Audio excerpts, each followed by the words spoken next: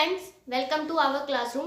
Start कर रहे हैं हमारे फोर्थ सेमेस्टर का नेक्स्ट मैथ, जो कि है special functions and integral transformation. ये मैथ स्टार्ट करने जा रहे हैं। सीक्वेंस एंड सीरीज हमारा कंप्लीट हो चुका है यूट्यूब पे, तो अगर किसी को भी वो मैथ देखना हो तो वहाँ पे पूरी प्लेलिस्ट हो चुकी है हमारी, वो जाके देख सकता है। आज से हम कर रहे हैं अपना नेक्स्ट मैथ स्टार्ट, जो कि है special function and integral transformation. अब हम क्या करेंगे, जैसे कि नाम देखो, मैथ के नाम में ही है कि जो पहली 2 यूनिट्स होंगी ना वो किसके, स्पेशल फंक्शंस की हैं, एंड देन जो नेक्स्ट 2 यूनिट्स है वो हमारी इंटीग्रल ट्रांसफॉर्मेशंस की हैं। तो पहले हम करते हैं इंटीग्रल ट्रांसफॉर्मेशन, दैट इज हमारी थर्ड और फोर्थ यूनिट कंप्लीट करेंगे पहले, देन हम फर्स्ट और सेकंड यूनिट करने वाले हैं। तो जैसे कि आप देख भी पा रहे हैं, हमने लिखा है लैपलेस ट्रांसफॉर्मेशन। जो हमारी थर्ड यूनिट है वो लैपलास की है, और जो फोर्थ यूनिट है वो फोरियर की है। तो पहले हम यही कंप्लीट करने वाले हैं। लगातार अपनी वीडियो देखते रहना और साथ साथ में प्रैक्टिस करते रहना, क्योंकि बाद में फिर ऐसे हो जाता है ना, एकदम से सारे मैथ करोगे कंफ्यूजन हो जाती है। तो अभी से कंटिन्यूएशन बना लो अपनी, कि साथ साथ में वीडियो देख के साथ में प्रैक्टिस कर लेंगे, साथ में डाउट्स अपने क्लियर कर लेंगे। जिसने भी टेलीग्राम ग्रुप को ज्वाइन नहीं किया है तो टेलीग्राम ग्रुप को ज्वाइन कर लेना, वहाँ पे डिस्कशन कर सकते हैं, ठीक है। तो देखो स्टार्ट करते हैं। जैसे कि अब हम स्टार्ट करने जा रहे हैं लैपलास ट्रांसफॉर्मेशन। तो लैपलास होता क्या है? It is a function.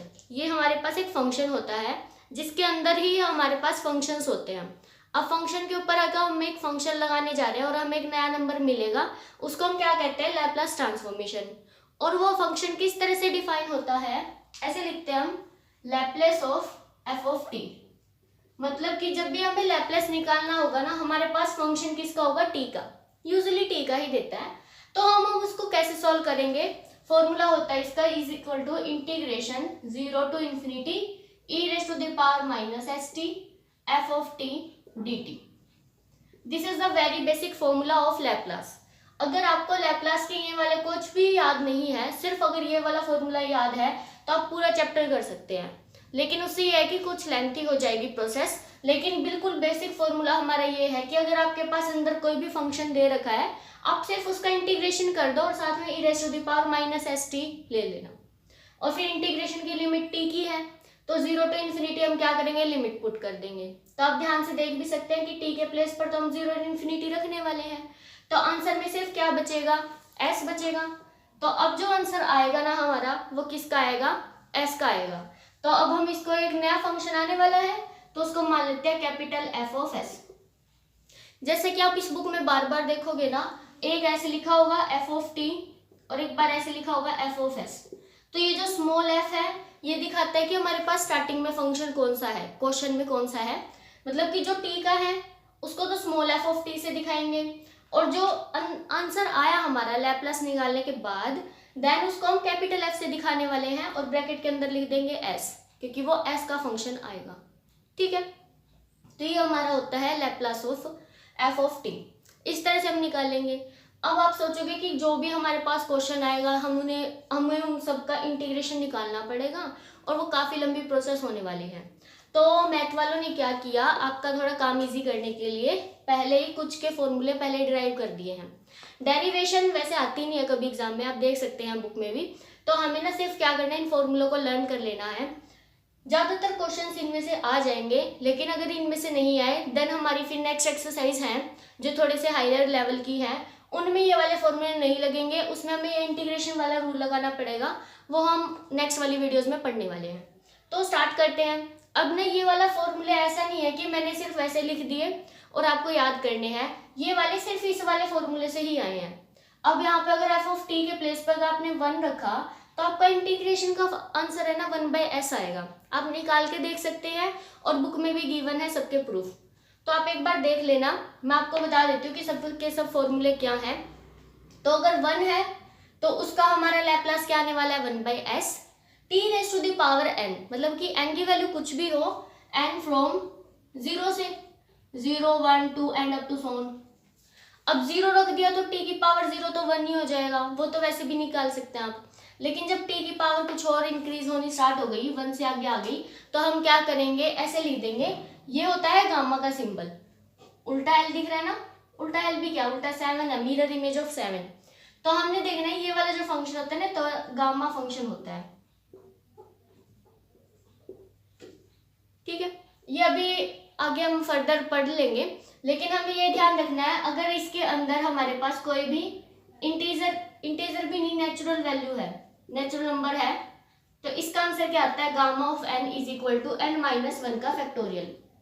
समझ गए? जैसे कि अगर मैंने गामा 5 लिख दिया तो वो 4 फैक्टोरियल लिख देंगे आप।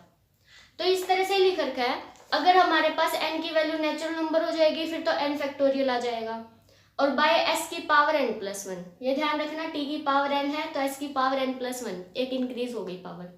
और यहाँ पे हो सकता है n की वैल्यू हमारी नेचुरल नंबर ना हो, अगर मैंने ऐसे दे दी गामा ऑफ 5/2, तो आप इसको ऐसे नहीं लिख सकते, फिर n माइनस 1 फैक्टोरियल नहीं लिख सकते, क्योंकि हमें पता है जो फैक्टोरियल है वो सिर्फ नेचुरल नंबर के ऊपर ही लगा सकते हैं और किसी नंबर्स पे नहीं लगता। तो इसलिए ये जर्नल फॉर्मूला है, बिल्कुल बेसिक फॉर्मूला यही होने वाला है कि गामा ऑफ n प्लस 1।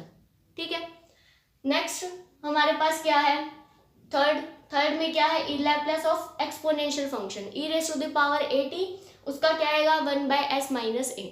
फिर है उसके बाद ट्रिग्नोमेट्रिक फंक्शंस, साइन, कोस, साइन हाइपरबोलिक, कोस हाइपरबोलिक, बिल्कुल इजी है। साइन at का क्या आएगा a/s² प्लस a², और कोस में ऊपर s आ जाएगा a के प्लेस पे, ऐसे याद रख लोगे। और उसके बाद हाइपरबोलिक में नो चेंज है, बस यहाँ पे प्लस है तो इधर माइनस है, यहाँ पे भी प्लस है इधर माइनस है, और कोई चेंज नहीं है। इस तरह से आप एक दो बार फॉर्मूला को लिखोगे, क्वेश्चंस करोगे, अपने आप लर्न भी हो जाएंगे, डोंट वरी। ज़्यादा ऐसे भी नहीं है हाई फाई लेवल के फॉर्मूले कि लर्न नहीं होंगे, हो जाएंगे आराम से। तो क्वेश्चंस करते हैं और क्लियर हो जाएगा। देखो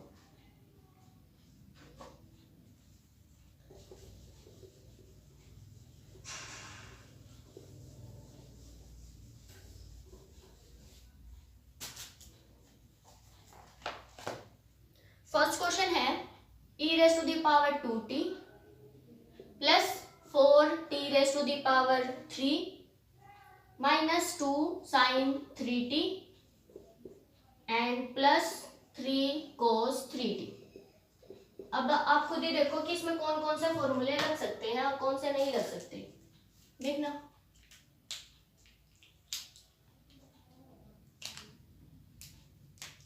फर्स्ट में तो एक्सपोनेंशियल वाला लग जाएगा, e raise to the power at है, a की वैल्यू कितनी है 2, तो यहाँ पे आ जाएगा 1/s माइनस a। देन अब ये लग जाएगा t raise to the power n वाला 4 एज इट इज। जैसे हम डिफरेंशिएशन और इंटीग्रेशन करते हुए हम कांस्टेंट को नहीं कुछ करते ना, इसी तरह से यहाँ पे भी ऐसे ही है, कांस्टेंट जो बाहर है ना उनको एज इट इज रखो, नो चेंज उनके अंदर। t की पावर 3 है तो यहाँ पे ये वाला फॉर्मूला लगा सकते हैं, क्योंकि हमारे पास नेचुरल नंबर दे रखा है पावर में, तो हम यहाँ पे क्या करेंगे, उतना ही factorial 3 factorial by s raise to the power 3 plus 1 4, then minus अब 2। अब देखो साइन 3t है तो ये वाला फॉर्मूला लगेगा, साइन 3t, a की वैल्यू कितनी आ गई 3, तो यहाँ पे रखो 3s² प्लस 3 का स्क्वायर 9 एंड नेक्स्ट प्लस 3, उसके बाद अब कोस वाला लगा दो, ये रहा। वापिस से a की वैल्यू हमारी 3 है तो यहाँ पे हो जाएगा s/s² प्लस 9। वैसे हमारा ये आंसर आ गया।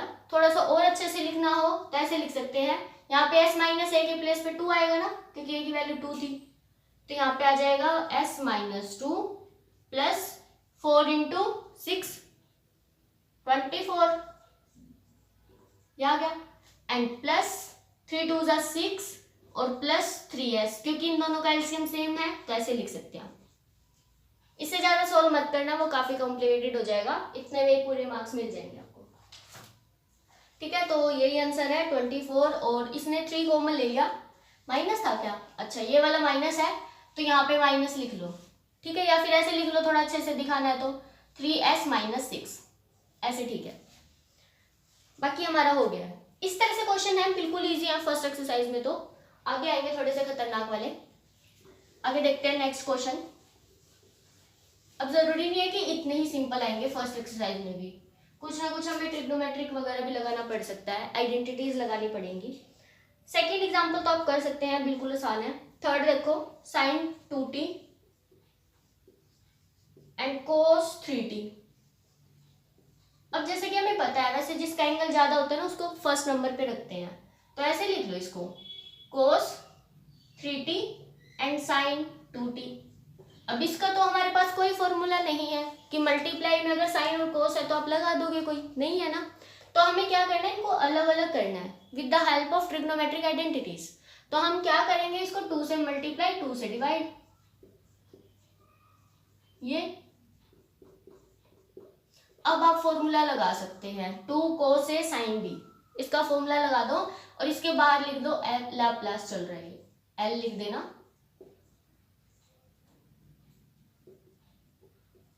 ऐसे, ठीक है। तो अब क्या करो, 1/2 तो चलो बाहर ही रख लो, Laplace of 2 cos 3t sin 2t, और फॉर्मूला लगा देना, यहाँ पे साइन आएंगे दोनों के दोनों, तो हमारे पास बनने वाला है 1/2 एंड लैप्लास, यहाँ पे आ जाएगा sine addition 5t minus sine t, यही होता है ना फॉर्मूला। सही है। तो ये आ गया। अब लैप्लास लगा सकते हैं, देखो अब अलग अलग है, साइन 5t भी है, साइन t है, तो ऐसे लिख दो इसको 1/2, बिल्कुल अच्छे से लिखना, sine 5t and minus Laplace of sine t, this will equal to, अब फॉर्मूला लगा दो 5/s² प्लस 5 का square and minus 1/s² plus 1। तो ये आपका आंसर आ चुका है। इस तरह से आप निकाल सकते हैं, ठीक है। तो ट्रिग्नोमेट्रिक आइडेंटिटीज भी आनी चाहिए। उसके बाद देखो एक दो क्वेश्चन सॉल्व करते हैं।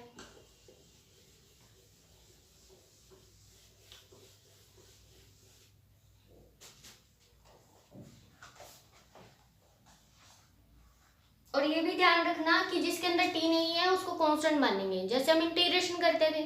अब जैसे कि 6th एग्जांपल है sine of omega t plus delta. अब पहले तो साइन a प्लस b का फॉर्मूला ओपन कर दो, sine a cos b cos a sine b, Laplace of sine a cos b plus cos a sine b, ये बनने वाला है ना। और फिर लैप्लास चलो अलग अलग भी कर देंगे, इसके साथ लैप्लास लिख दिया और इसके साथ लिख दिया। अब ना देखो इस चीज का करना है हमें, क्योंकि इनमें t है, ये एज ए कॉन्स्टेंट रेट होंगे, इनमें t नहीं है, कभी इनमें भी फॉर्मूला लगा दो फिर वो गलत हो जाएगा। तो हमने क्या करना है, cos delta as it is, इसमें लगाओ ओमेगा बाय ओमेगा का square plus s² and plus यहाँ पे sine delta as it is, यहाँ पे बन जाएगा s/s² प्लस ओमेगा स्क्वायर। तो ये हमारा आंसर है। बस ये ध्यान रखना है कि किस में t है और किस में t नहीं है। इस तरह से आप क्वेश्चंस कर सकते हैं। ये देख लेना किससे 8 क्वेश्चन हो रहा है या नहीं हो रहा। जिससे भी 8 क्वेश्चन ना हो तो टेलीग्राम ग्रुप में एक बार बता देना, I will try to solve it in the next video, ठीक है। अब देख लेना, ये गामा फंक्शन मेरे को पता है कि आपने कभी पढ़ा नहीं है, फिर भी एक बार कोशिश करना, जिसको पता हो वो अच्छी बात है। फिर मेरे को बता देना कमेंट बॉक्स में या फिर टेलीग्राम ग्रुप में कि किस किस का 8 क्वेश्चन नहीं हुआ। तो वो हम नेक्स्ट वीडियो में करेंगे। चलो, थैंक्स फॉर वॉचिंग।